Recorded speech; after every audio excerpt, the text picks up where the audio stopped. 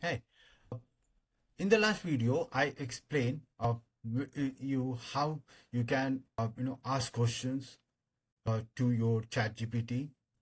I know ask you can ask follow-up questions to understand your concept better, and also you can once you understand your concept, what you can take the quizzes, to help you whether you understand the concept well or not. You can take the help of ChatGPT in writing some essay, but you don't have to copy. One thing is you don't have to copy it as it is. You know, ChatGPT is there to help you, to make you. You have to work with ChatGPT. It's not you just give him and just copy the answer and submit the notebook to your teacher. That's bad. you know so just give a thumbs down to those practices. Okay, it will not going to help you.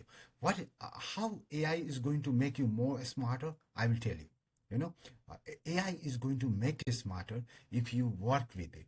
Okay, you ask some question, understand it, it will help you. For example, let's go back. In the last video, what you ask ChatGPT to explain you the Newton's third law. He explained everything. See here. He explained you the example. And then what he did. Would you like me to show this law through a small comic style design or experiment idea? Now see. Wonderful. For every action, there is equal and opposite reaction. Action and reaction. Right? See this. It's an graphical. It's an image which you are not going to forget it easily, right? So that's the way you ask follow-up questions to refine your understanding. Okay. Also, once you learn all the Newton's law, what you do? What I am telling you, you ask ChatGPT to give you questions to understand and validate whether you understand it well or not. Okay? Simple. Hey, I have now learned and understood, right? All the three laws, Newton's laws, right? Newton's law, Newton law. Can you give me 5 MCQ to check my understanding? Understanding, right?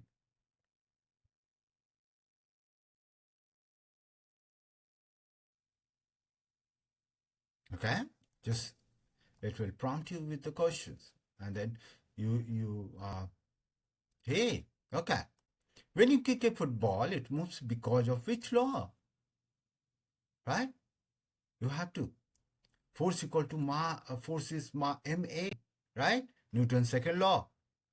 An object at rest stays at rest, and an object in motion stays in motion. Which law? Then you have to say first law, law of inertia, right?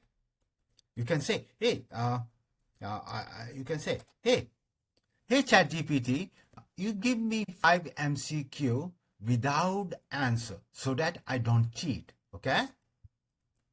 And see what it does. Absolutely. Let's do it that way. Here are 5 multiple choice questions on Newton's laws. No answers included this time. You'll get to test yourself first. Which law explains why a book stays on a table until you push it? A. Newton's first law. B. Newton's second law. Yeah. C. Law of universal gravitation. Right? If you put... So you can converse in this way as well, right? See here. Okay. This is the first question. And then you answer it. You answer it. And then now, give me the answer. Once you give me the answer, right? You have this.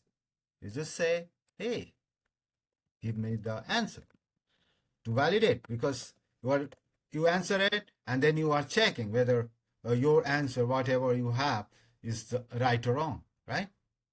Hey, Newton's first law is validate. Okay, so this is the way you have to make AI or extended partner to study and your teacher. Thank you.